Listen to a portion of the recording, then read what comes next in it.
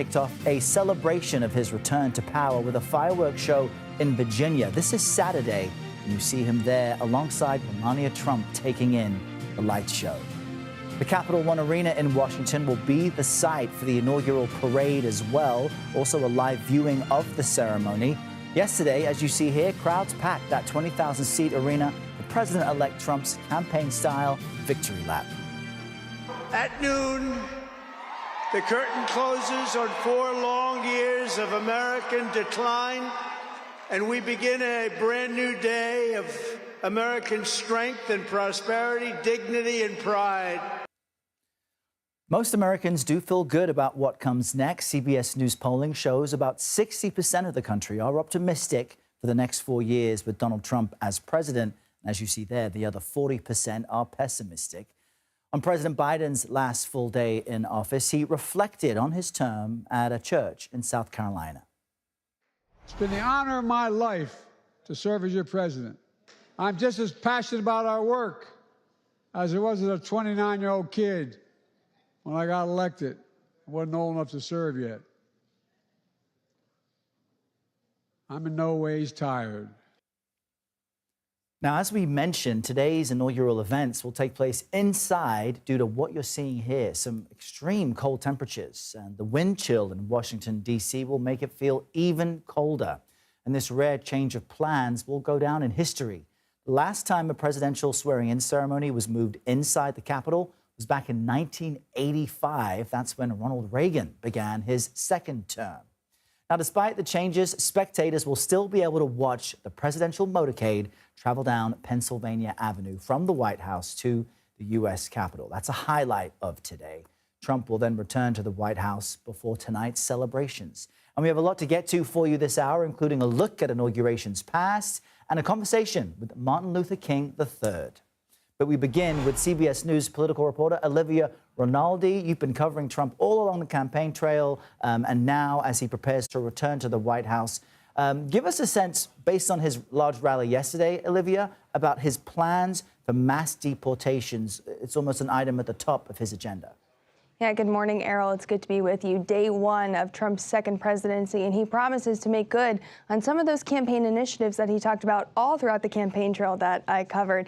He says today he is going to implement what he calls, quote, the most aggressive and sweeping effort to restore the U.S. border. That could include everything from directing the military to go down to the border by using an emergency, declaring an emergency at the border, to reinstating the remain in Mexico, policy that was part of his first administration. So a lot of plans on immigration today. He says that's going to be a key part of his inaugural address.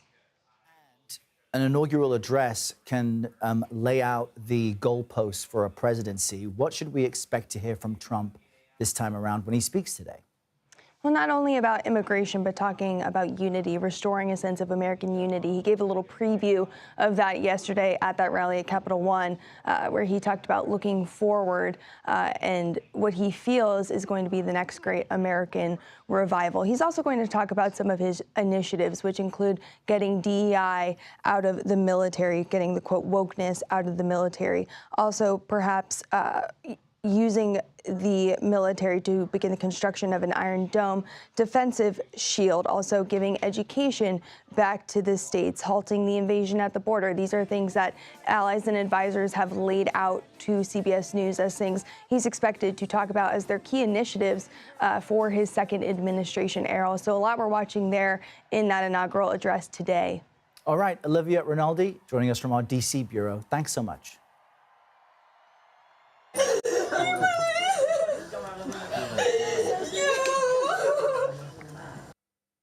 Just an incredible moment there. An Israeli woman reunited with her family after she was taken hostage more than a year ago. Clearly, you can see how elated she is, the relief as she's embraced by her loved ones. This woman was part of the first group of Israeli hostages released as part of the ceasefire between Israel and Hamas. President-elect Trump has taken credit for securing that deal. His team worked with the outgoing administration to secure the agreement at the end. But keep in mind, President Biden pointed out the agreement was based on a plan his administration laid out last year. But it now does fall on Trump's team to ensure the remaining phases are successful.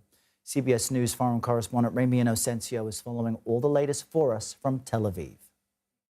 In Israel, in Gaza, and in the occupied West Bank, we saw more joy, if not at least relief, than we've seen in the past 15 months of war.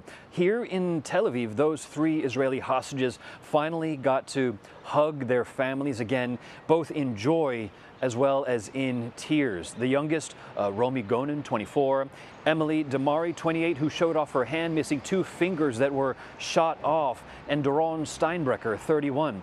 Hamas freed them at about sunset last night in Gaza City when their van door opened up. They bolted to a waiting Red Cross car, then handed off to Israeli soldiers, and then helicoptered to a medical center here in Tel Aviv. In Hostage Square, people watched on a big screen and they cheered, and they finally let themselves smile. In the West Bank, Palestinians celebrated too. Israel released 90 detainees. That was in exchange for those 3 hostages. About 2/3 of them were women, the rest men, accused of a range of crimes from throwing stones to supporting terror and to murder. And then in Gaza, early Sunday morning, Palestinians there celebrated at 8:30 a.m. when the ceasefire was supposed to start. But that's now giving way to, frankly, a nightmare ahead. So many are fanning out back to what is the ruins. Close to 47,000 people have been killed in IDF strikes. That's according to the health ministry. And it will take years and really billions to rebuild, provided the ceasefire holds. So much loss on both sides over the past 470 days. Day 1 of this fragile deal is over, but there is anxiety about whether it can hold. And between sworn enemies, Hamas still holds 64 hostages, and that includes 7 Americans. Back to you. Thank you for that, Ramy. Andrew Mumford joins us now for more on how the change of administration could impact ongoing wars around the world. He's a professor of war studies at the University of Nottingham there in England. Professor, thanks for being with us. This is an ideal moment for any incoming president to have a ceasefire and hostage exchange agreement in place between Israel and Hamas, or at least the release of hostages by Hamas and the release of Palestinian prisoners by Israel. But what could this victory, what kind of impact could it have on the Trump administration? Because the challenging part now is making sure this gets followed through and that the phases, as far as reconstruction of Gaza, actually come to fruition. Absolutely. Good morning, Errol. The key to all of this, I think, has been Trump trying to use his influence with Benjamin Netanyahu. Trump has talked openly about how this incoming administration of his, Trump Mark II, will be the most pro-Israeli administration in American history. I think what's very clear is that his attempt to try and influence the ceasefire deal before he took over today is another demonstration of the way in which he's going to try and make sure that his new administration can continue to really fall in line with some of Netanyahu's broader security goals across Israel, but there will be maintaining a heavy influence of Washington's sort of look over his shoulder when it comes to the future problems that now exist, including, as you mentioned, the reconstruction of Gaza and other future Israeli security agreements. But there's a bigger context across the Middle East, which I think is more interesting as Trump approaches taking over today. The broader picture, of course, includes a new regime in Syria, but I think there's going to be broader disengagement from across the Middle East.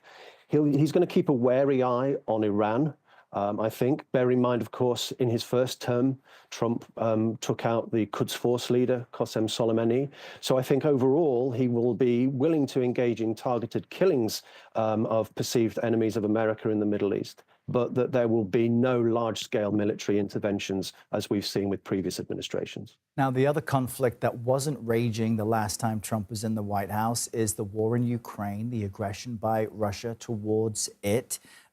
Trump has been criticized for being too cozy with Vladimir Putin, the head of Russia, too cozy with the Kremlin. How would you expect him to approach this war, which is now entering its 3rd year? Trump's number one objective is clearly to secure a ceasefire agreement in Ukraine. He's talked previously about how he could end the war on day one. Clearly, that's classic Trump hyperbole, but his new administration is clearly going to be pushing both sides, both President Putin and President Zelensky, to form some sort of agreement. It was interesting to hear the incoming Secretary of State, Marco Rubio, in his Senate confirmation hearings recently, talk about how America will not leave Ukraine high and dry, that there will be security agreements in place. But President Zelensky's biggest fear is that Trump will simply withdraw American support for his government, withdraw the sending of American weapons, withdraw American financial aid to the country, because Trump is very clearly intent on making the management of the Ukraine war a European problem, and that disengagement from it along a ceasefire that he can, similarly to the deal in Gaza, can claim credit for in the end. And we know many NATO leaders see less reliance on U.S. backing because of Trump's rhetoric. Andrew Mumford, great to have your insight on all of this, joining us from Sheffield today. Now, from immigration to TikTok, we're discussing Trump's policies and campaign promises next. And later this hour, my conversation with human rights activist Martin Luther King III about his father's legacy and his own message to the incoming president and America.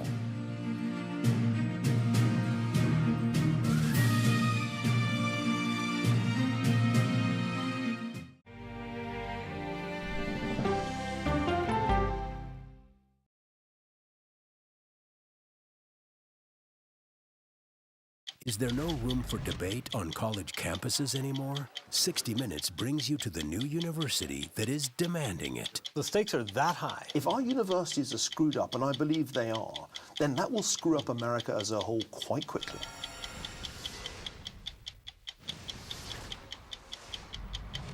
An original documentary from CBS reports. AI is among the most world-changing technologies ever. Curing diseases, scientific breakthroughs, making lives better. They can help us with medical discoveries, scientific discoveries, doing better agriculture, having cures for things like Alzheimer's. It's also going to really transform the way we work.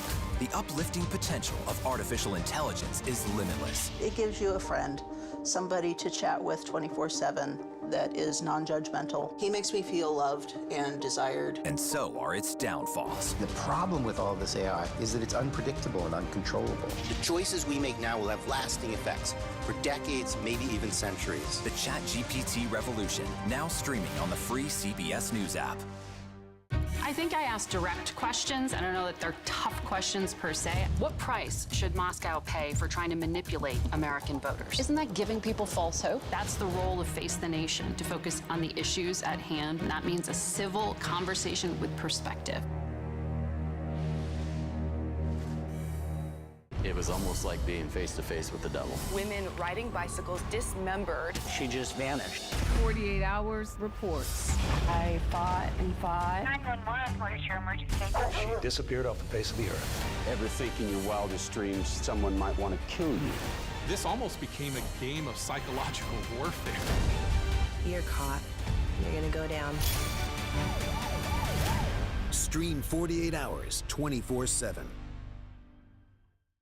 I think we're very cute. Yeah, I think we need to send out a Christmas card like this. Yeah, let's do that. Dollar Jill. If you can't get into the market, it's okay. Renting is fine. I wonder how Serena is feeling. That's a really good question. No one's asked me that yet. You're 70 years old? 70, yeah. I'm 21.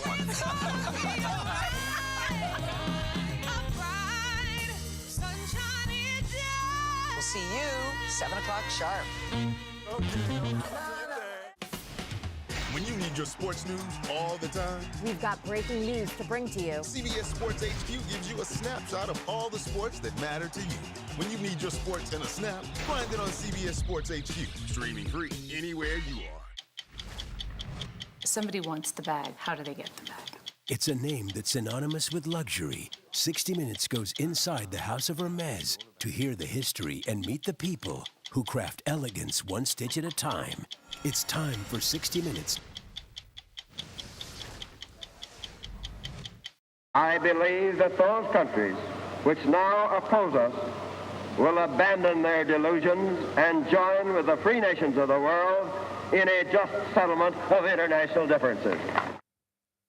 Flashbacks there for you. Donald Trump is expected to sign around 200 executive actions within 1 hour of being sworn in. And as you recall from his campaign, he made quite a few promises about day one. Let's just quickly look back at what he pledged to do if re-elected. Trump has sworn to, quote, shut down the border within hours of taking office. That includes a mass deportation campaign of undocumented immigrants, bringing back Title 42, the COVID-era restrictions on asylum at the border, and the Remain in Mexico program, which kept asylum seekers there until their court date. He also said he would end birthright citizenship, which would likely also require a constitutional amendment since it's a right protected by the 14th Amendment. On the economy, Trump pledged to, quote, immediately remove every single burdensome regulation driving up the cost of goods. And that would entail for different federal agencies, what it would entail, I should say, for different federal agencies is not entirely clear. But he also promised to implement a 25% tariff on all Mexican and Canadian imports. One promise Trump appears keen to keep involves the January 6 rioters. He reiterated at a rally last night that he'll issue pardons on his first day in office. The president-elect told supporters, quote, everybody in this very large arena will be very happy with my decision, end quote. More than 1,200 people have been convicted on charges related to the Capitol riot. Trump has also promised to remove protections for transgender students, and his plans include cutting federal funding for schools that promote critical race theory or other content that he finds objectionable. For example, lessons about LGBTQ people, race, or politics.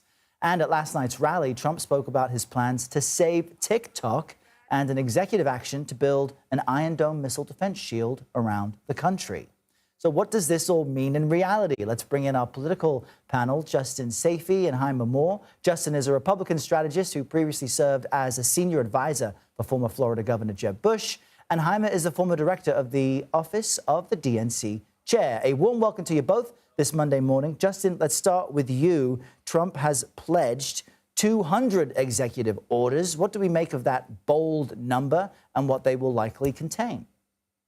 Well, I think it shows that he wants to hit the ground running, that he campaigned on a certain platform. He made promises to the American people, and that he intends to keep those promises and not waste a single moment.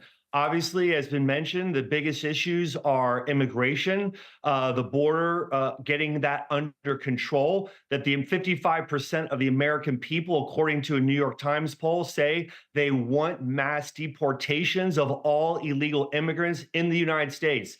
The American people are expecting Donald Trump to carry through on that promise. And if he doesn't, he'll have a problem with the American people. And I think the other issue, as we talked about earlier in the segment, was the war in Ukraine, bringing peace to Ukraine and to Europe. And we've already started to see the peace that's been brought in the Middle East.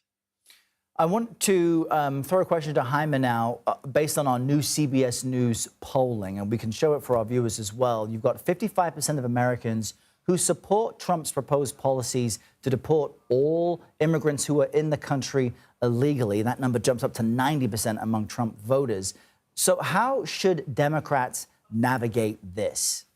Yeah, look, I don't think any Democrat would say that the immigration issue has not been a winning issue for Donald Trump. And I do think that most Democrats across this country believe that we have to do something about the border. But here's the reality, Errol. I think when you think about why Donald Trump is here back in D.C. right now, there are two reasons: high cost and high inflation. And so you could talk about immigration, you could talk about the wars and other things, but I do think the vast majority of Americans sent him back here to lower their costs. Housing costs are too high, groceries are too high, inflation's too high. And so I think when Donald Trump's going to be measured, he's going to be measured on how has he made American lives easier, less costly, how has he brought housing costs down. And so I think all these executive orders are going to be interesting for his politics, but the real test is going to be, can he make these lives of Americans better by bringing costs down? Yeah, and as we just showed on the polling there, inflation and the economy, the issues most Americans want Trump to address right away. I want to ask you both about TikTok. I know you're both prolific on the app. I'm sure if I search your names, I'll see dancing videos. But you may have noticed that when it went off and online over the weekend, there was a message mentioning President Trump. Of course, up until noon, he's president-elect, thanking him for assuring the company that it would make efforts to bring it back online, and now folks can use it. And of course, the CEO of the company is at Trump's inauguration with prominent seating. Justin, what do you make of this? Well, I think that President Trump, again, he realizes that the app is very popular, but he announced yesterday during his rally in Washington that he'd like to see American ownership, a 50-50 American ownership, 50% American ownership, 50% Chinese ownership. It made me wonder why, when I heard that, why hadn't the Biden administration proposed that? That was the point. So I think that you're seeing already, even before he takes office, some of the things that Donald Trump is doing before he takes office. And Jaime, what did you make of that really almost like an ad for Trump for anyone who uses the platform? Yeah, I think it was weird, but look, I think that's a political theater that Donald Trump's really good at. Look, Joe Biden said and Kamala Harris said they would not enforce any of those laws that would have taken TikTok down, and so TikTok did not have to go down this weekend, and that was a choice of the ownership to give Donald Trump an advantage. And so here's the reality of the next 4 years. We're looking at a lot of political gamemanship, a lot of political theater. I think people do not want to see that. People want to see things get done as quickly as possible, be it by Donald Trump or by Joe Biden. But I think all this political gamemanship is just not fair. Think about how we got here. Donald Trump called for the end of TikTok years and years ago. Congress put in place a set of laws that were bipartisan that allowed for it to happen. The courts upheld this. And so I think there are real issues that we have to look at when we think about TikTok, not just Donald Trump bringing TikTok back over the weekend. And let's also just do some fact checking because, Justin, as we've mentioned for you both, the economy and inflation are Americans' top concerns. One of Trump's campaign pledges is to implement tariffs, various tariffs. You can't have both, right? If you implement tariffs, things are more expensive for people. The cost of living will increase. So, Justin, how should all of this expect to work? Well, I think that he wants to impose tariffs. He wants to rebalance trade around the world. There are too many countries that are benefiting more than America is from trade, and there needs to be a rebalancing. I think for him, it's a negotiating tactic. I'm not saying that he won't do it. I believe he will do it. But I think that it will be done in a way that other countries can talk about their economic relationship with the United States. And I think we saw when he imposed the tariffs during his first term, there were things that he could do to address the economic harm that was suffered by some Americans who were on the losing side of those tariffs. But the point is that not all Americans have benefited from globalization. Some have, some haven't. And these tariffs are a way to reestablish or rebalance the trade relationship we have so that more Americans can benefit from globalization. I wish I had more time to speak to you both, but I appreciate your insight on this approaching first day of the Trump presidency. Justin Safey, Jaime Moore, thank you both. See you. Absolutely. Thank you. Donald Trump will be sworn in today in a rare indoor inauguration. Next, we speak with a historian about how this ceremony compares with those we've seen in the past. Stay right there. When I took this oath 4 years ago, I did so in a time of economic stress. Voices were raised saying that we had to look to our past for the greatness and glory. But we, the present-day Americans, are not given to looking backward. In this blessed land, there is always a better tomorrow.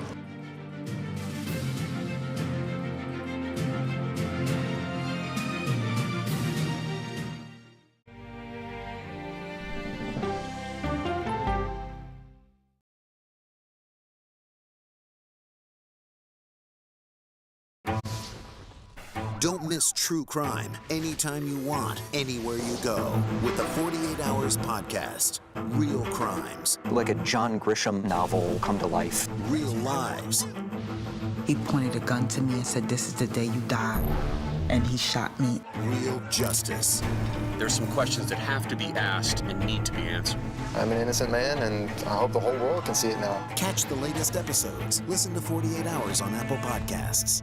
Okay, so let's just start at the beginning. Well, let me start with this. What is at stake here? What is the answer then? Do you know why? You want me to just keep going? Is that a good thing or a bad thing? Were there death threats? How is this possible? What's wrong with that argument? Are you saying they lied? Have you told the government that? Why won't you say the word crisis? You're not answering my question. This really Is that scary? Does that make sense? What do you mean? What does that mean? Did any of that make sense?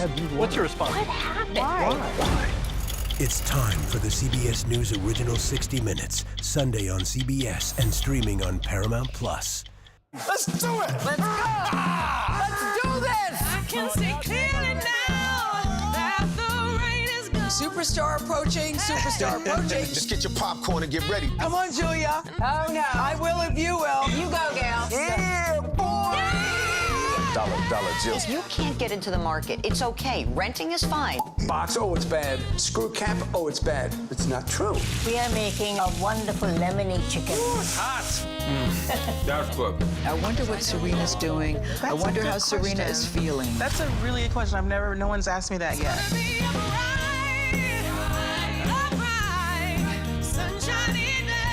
You're 70 years old? 70, yeah. I'm 21.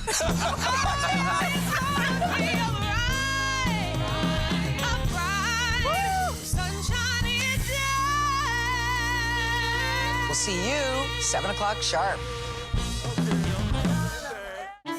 To be moderator of Face the Nation is not an anchor, it's not an actress. You are up here to moderate a conversation. That means bringing the most powerful stakeholders to the table to become better informed.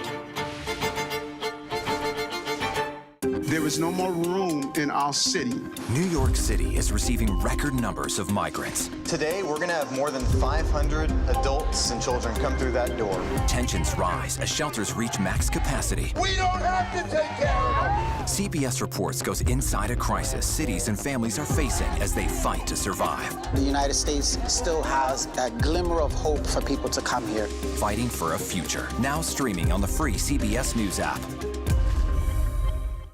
Don't miss true crime anytime you want, anywhere you go with 48 Hours Podcasts. Real crimes, real lives, real justice. Listen to 48 Hours Podcasts wherever you get your podcasts.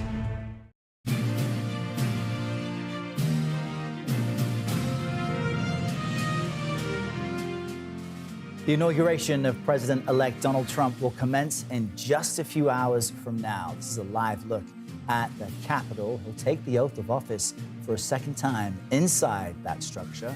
By noon today, he'll officially be the 47th President of the United States. This morning, Trump will attend a prayer service at St. John's Episcopal Church there in Lafayette Square, followed by tea with the Bidens at the White House. Then he'll be sworn in and deliver his inaugural address. Now, instead of the traditional presidential parade down Pennsylvania Avenue, Trump will hold a celebration at Capital One Arena before heading back to the White House. For more on all of this, let's bring in CBS News political reporter Torian Small. Torian, I'm wondering about Trump's executive orders and actions, some hundreds of them that will be signed today, specifically what he plans for those convicted of January 6th offenses. What do we know? Yeah, on the eve of his inauguration, Trump held a rally at the Capital One Arena here in D.C. He told supporters that they would be pretty happy with his decision on what he's calling the January 6 hostages. Now, Trump has long had this standing sympathy for his supporters who were either accused of or charged and found guilty of crimes involving the riot that happened on January 6, 2021. He said on the campaign trail this reimagining of what happened that day, saying that it was largely peaceful, and he's been committed, at least what he's been telling his supporters and rally goers at the event yesterday, that he plans to pardon those particularly involved in that event. Now, what that would look like is still to be determined. His vice president, incoming vice president J.D. Vance, said on Fox News last week that shouldn't include those charged with violent crimes. He says, quote, to keep it simple, those who peacefully protested should be pardoned. Those who were convicted of violence on that day obviously should not be pardoned. But as we've seen in the past, he doesn't speak for the president, though he's just trying to speak to the mindset he believes Donald Trump has going into his decision. Yeah, we will look closely at what Trump's executive orders actually entail. Torian Small, thank you very much for that.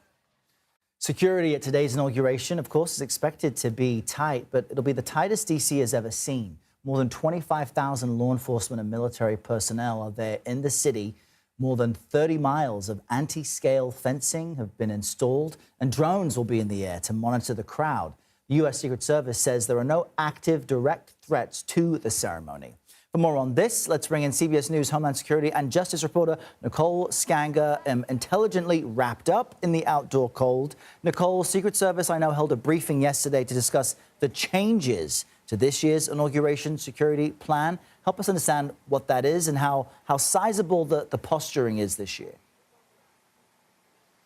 Yeah, Errol, you can see that 8-foot anti-scale fencing behind us right now. Believe it or not, there is more in the nation's capital today than any other inauguration. It's been up since January 6th. And when the president-elect takes that oath of office, he will be surrounded by a ring of steel.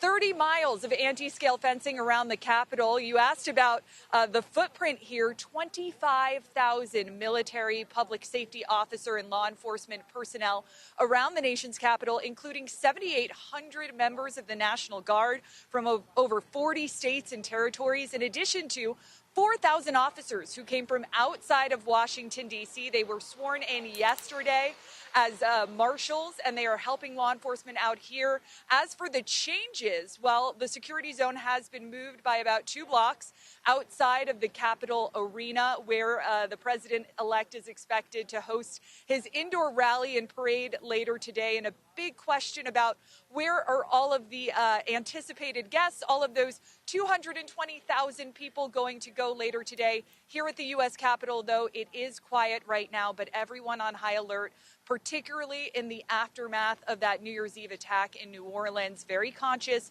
of vehicle ramming attacks and trying to keep the public safe here. Yeah, and we can see a lot of the movement around you, Nicole, a U.S. Navy Academy bus shuttling where you are as well. We appreciate that real-time update, Nicole Skanger. Thank you. And of course, all eyes and ears will be on the Capitol Rotunda this morning as Trump delivers his inaugural address there. Historically, the speech sets the tone for the new administration. The torch has been passed to a new generation of Americans. After a period of confrontation, we are entering an era of negotiation. Let all nations know that during this administration, our lines of communication will be open. We shall answer to God, to history, and to our conscience for the way in which we use these years. Ambition for a better life is now universal. Let's bring in Lindsay Travinsky now to speak about the history of Inauguration Day. She is the executive director of the George Washington Presidential Library. I always think it's cool when we can look back through some of those historic inaugurations from JFK to Nixon to Clinton. I want to get a sense from you on how presidential inaugural speeches actually match the policy that follows, and really how do they set the tone for a presidency? Well, thank you so much for having me. They're often a best case scenario. So they are a lot of the promises and the highest ambitions and ideals for what a president would like to accomplish. But just like campaign promises, the actual reality of what it means to govern regularly falls short of the things that were said during an inaugural address. And that's largely because there's this expectation of lofty rhetoric and inspiring words. And sometimes the reality of governing is a little bit more mundane. And we know that there's policy, but there's also imagery as far as the president, their family, and the dynamic that kind of perpetuates. I'm curious what role first ladies play in the inaugurations of past, because with Barack Obama, we saw Michelle Obama really take almost center stage with as far as how visible she was. But Trump, post-presidency, didn't have First Lady Melania Trump with him on the campaign trail. So what role do first ladies play? Well, the role of first ladies has really shifted over the course of American history. They have always been there, of course, usually either as partners or supporters, but often behind the scenes. In the early years of the American Republic, many of the first ladies were essential partners because they would host the social events at which most of the politicking would actually get done, where alliances were made, where appointments were made, where negotiations happened. In the 20th century, we've seen first ladies start to take on a more public role. And so they have carved out their own areas of influence, their own policy agendas. Eleanor Roosevelt, of course, is famous for this. I think one interesting note in terms of the inauguration, Helen Taft was the first lady to actually go to the Capitol and then go back to the White House with her husband. And Lady Bird Johnson was the first lady to hold the Bible and actually be a part of the swearing-in ceremony. It's fascinating. You know, we just laid to rest President Jimmy Carter, who had been criticized as having an inconsequential presidency until later in life when people said that the way he lived his life was really the lesson. I'm wondering what past inaugural speeches hold significance in history but don't get the attention they deserve. Well, I think there are two. The first is Thomas Jefferson's first inaugural, and that was really important because he was the first president to say, we are all Republicans, we are all Federalists. And we now expect that type of unifying rhetoric, but at the time, it was a revolutionary thing to do. And then I think the other one I want to draw attention to is James Buchanan's inaugural address. He hinted that a Supreme Court decision about the Dred Scott decision would be coming down the pike. And when indeed it did come out a couple of days later, there was a sense that he had already had that information, and it felt really improper and inflamed sectional tensions in a way that accelerated the role or the oncoming role of the Civil War. Incredible details there. Lindsay Travinsky, thank you so much. Thank you. Today's inauguration falls on Martin Luther King Jr. Day for only the second time in history. Next, we'll speak with Dr. King's son about bringing civility back to politics. Stay with us.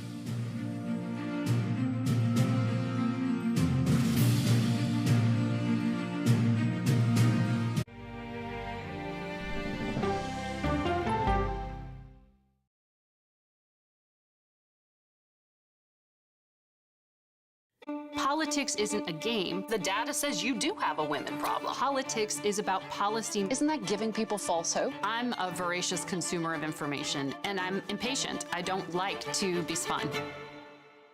To be moderator of Face the Nation is not an anchor, it's not an actress. You are up here to moderate a conversation. That means bringing the most powerful stakeholders to the table to become better informed.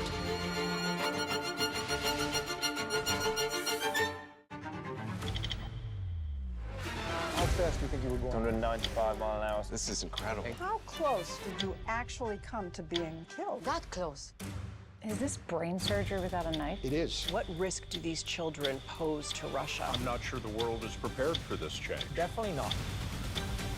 Who's the best coach in college football today? Let me see a mirror.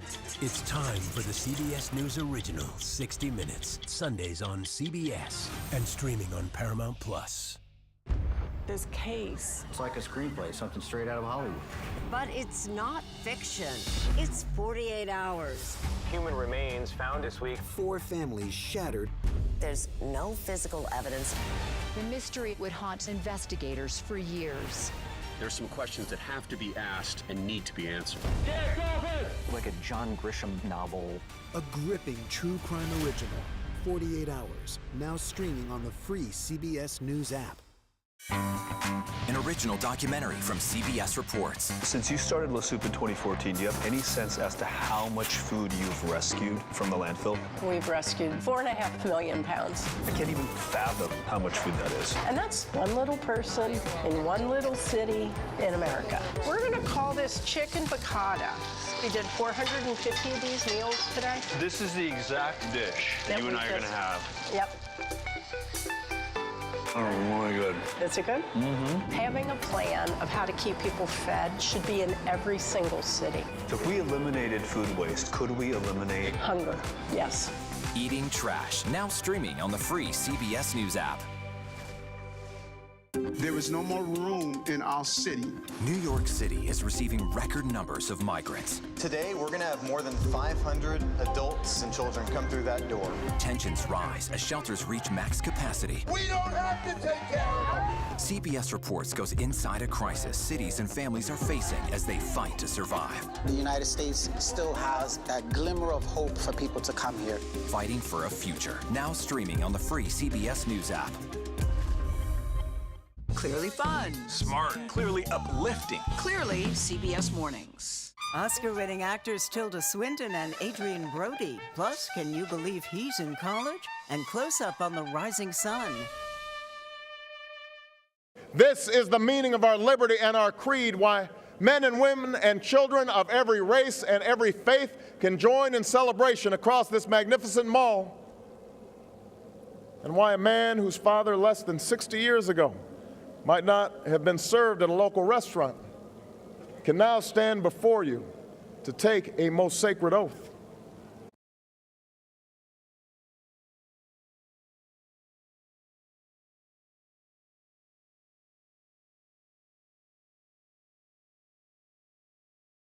the MLK Jr. Memorial on the Tidal Basin there in Washington, D.C. Only once before, since it became a federal holiday, has MLK Day fallen on the same day as a presidential inauguration. This happened during former President Bill Clinton's inauguration for his second term in 1997. But what does this coincidence mean now? Well, I spoke to MLK's son, Martin Luther King III, and we had a robust conversation. He's a human rights activist and author of this book, What Is My Legacy?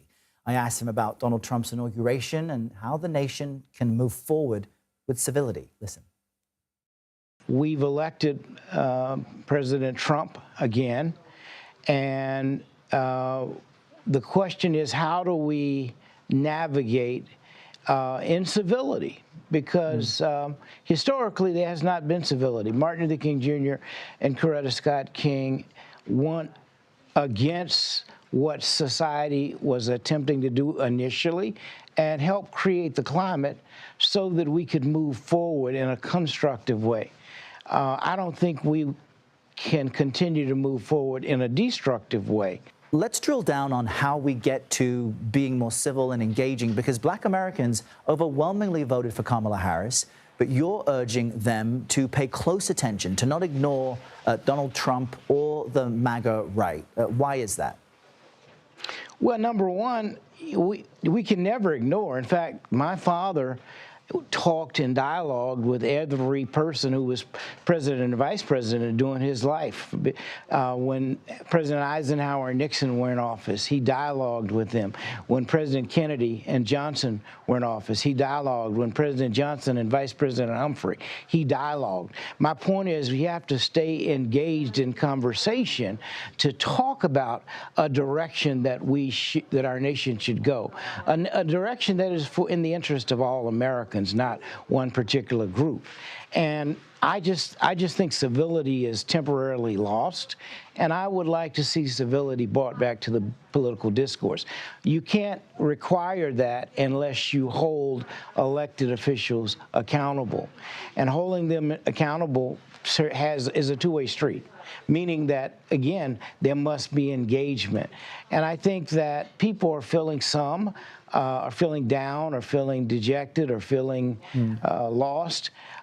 I don't think we have the luxury to believe that. Certainly you can feel it emotionally, but you got to move past that and say, look, we got to keep working on a mission of justice, of peace, of righteousness. My dad used to say, we must learn nonviolence or we may face non-existence. The climate for non-existence, we don't even need to delve down that hole. We must lift up. It really is about lifting up, creating a consciousness, creating a dignity and respect and a sensitivity. That's how we need to engage with people, even if we don't agree. And my dad showed us that, because people didn't always agree with him. But you had to engage in dignity and respect. Before he was assassinated, some 57 years ago now in Memphis, your father said, quote, "I've seen the promised land. I may not get there with you, but I want you to know that we as a people will get to the promised land." Are we there yet? Absolutely not.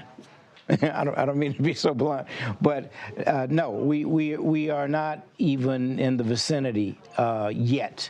Now, you know, he was not just talking about black people, by the way, but if we just talk about black people, the income and inequality, the wealth gap. White families have probably close to $300,000 in wealth. Black families is somewhere around $35,000, maybe even less. We got to close that gap. We should have done that by now. Back in his era, we had no known black billionaires. Now we have a minimum of 12. So again, progress has been made, but how do we increase that? How do we address the issues of economic inequality? And I must remind people, Dad wasn't killed because he was talking about sitting in a restaurant eating what we wanted to eat, or sitting in the front of a bus. He was killed because he was talking about economic empowerment for more people. And when you talk about a radical redistribution of wealth, which is something that those at the time knew and understood and felt because he's talking this way, he has to be removed. Unfortunately, that is still needed today, a redistribution of some wealth, because there's such a huge disparity. And some may say, well, people need to have the free market, which is true. But by the same token, how do we include? I mean, we live I'm in this nation, and in my city and in every city in America, we have thousands of homeless people. In a nation with a $23 to a $25 trillion economy, something is wrong with that. And the answer is not just giving a man a fish. That may be a part of the answer. But when we teach people to fish, they can feed themselves and their families for a lifetime. We've got to change the climate. Martin Luther King III, we really appreciate you spending some time with us today. Thank you for the opportunity. Now, one of the big topics of discussion every 4 years is Inauguration Day fashion. That's right. We're going to dig into what's behind the First Lady's outfit choices and what you can look out for today.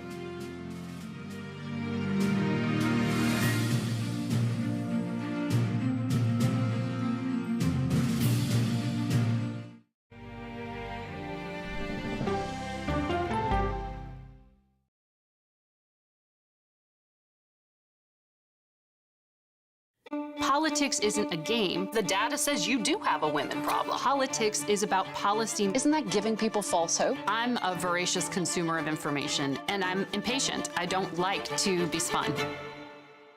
To be moderator of Face the Nation is not an anchor, it's not an actress. You are up here to moderate a conversation. That means bringing the most powerful stakeholders to the table to become better informed.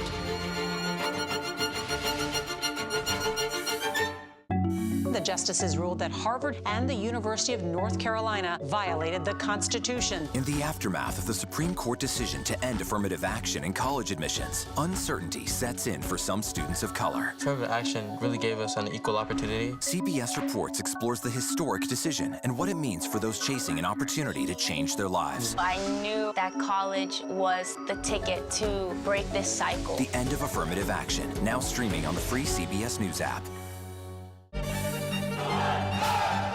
An original documentary from CBS Reports. Tensions rising between a powerful country and a vital island. The supply of this technology came grinding to a halt. The world would grind to a halt. Absolutely. As Taiwan faces threats and aggression, Taiwan is on the front line, and we understand our responsibility as a democracy. We cannot fall. CBS News examines whether they can defend themselves. Putin, Ukraine, China, Taiwan, there are manifestations of the battle between autocracy and democracy. And that is a fight that we're all engaged in. Defending Taiwan, now streaming on the free CBS News app. We are emergency. We are depressurized. How could this have happened? It's still happening right now. Meet the Boeing whistleblowers who believe they know how. They're fighting for faulty parts? Yeah, and good parts. They're not too picky. Wow. It's time for a 60 Minutes investigation. Sunday morning, the miracle of Paris's Notre Dame, plus actor Daniel Craig and Billie Eilish, 22 but already a legend. Listen for the trumpet. When you need your sports news all the time, we've got breaking news to bring to you. CBS Sports HQ gives you a snapshot of all the sports that matter to you. When you need your sports in a snap, find it on CBS Sports HQ, streaming free anywhere you are. It was almost like being face-to-face with the devil. Women riding bicycles dismembered. She just vanished. 48 hours reports. I fought and fought. 911, what is your emergency? She disappeared off the face of the earth. Ever think in your wildest dreams someone might want to kill you? This almost became a game of psychological warfare. You're caught. You're gonna go down. Stream 48 hours, 24/7. Today we can declare government is not the problem and government is not the solution.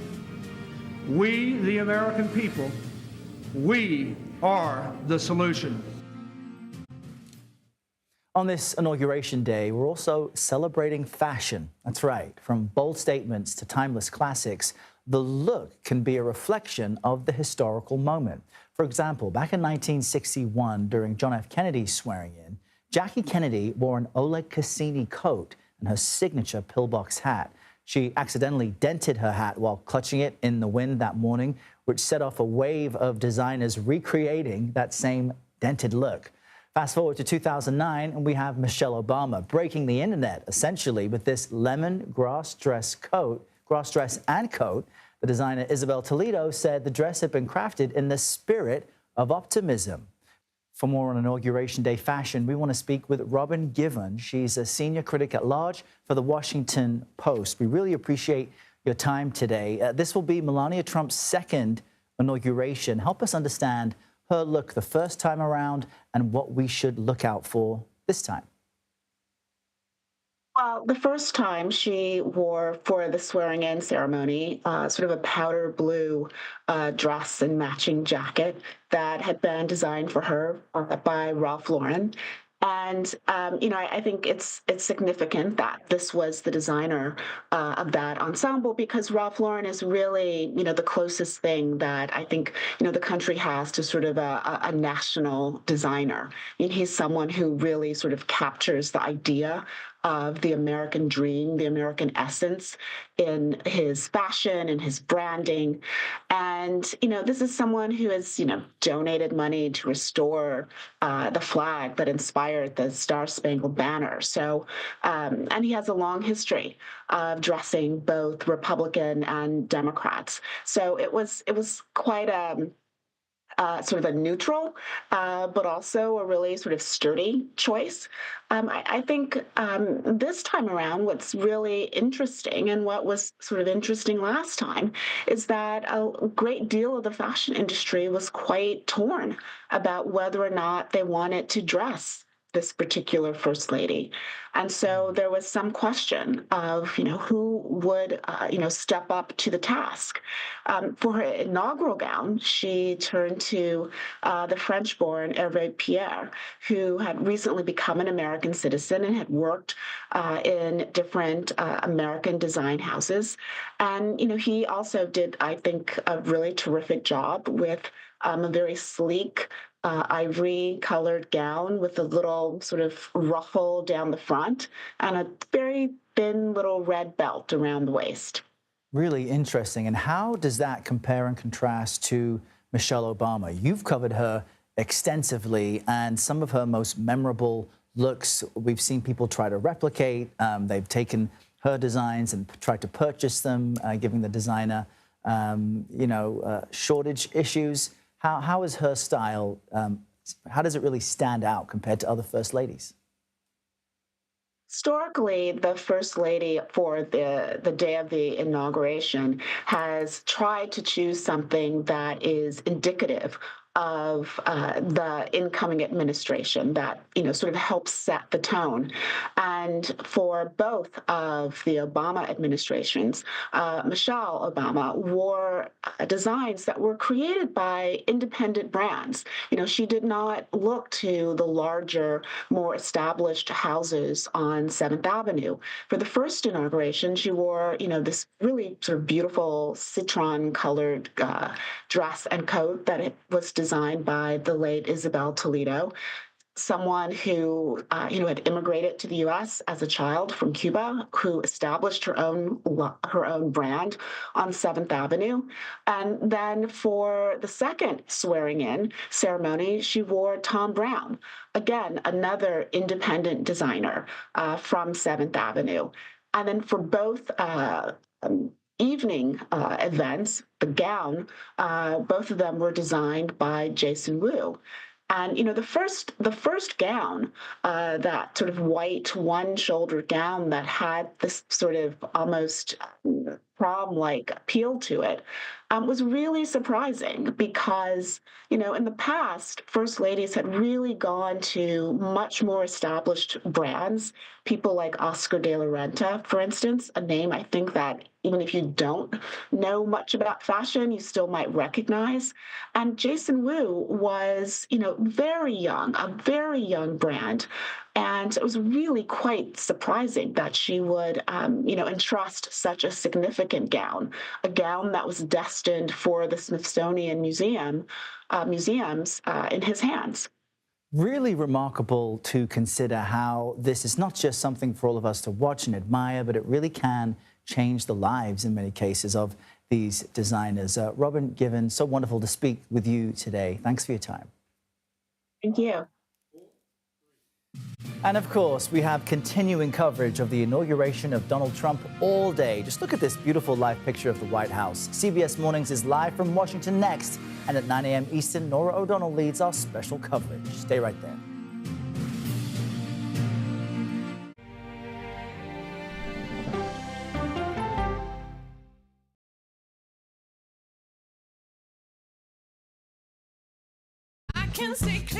CBS Mornings Plus, clearly more news, more smart conversation. More money-saving tips, more recipes. More uplifting ways to get you on your way. Plus, more sports, more weather. Clearly, more CBS Mornings. Plus, sunshine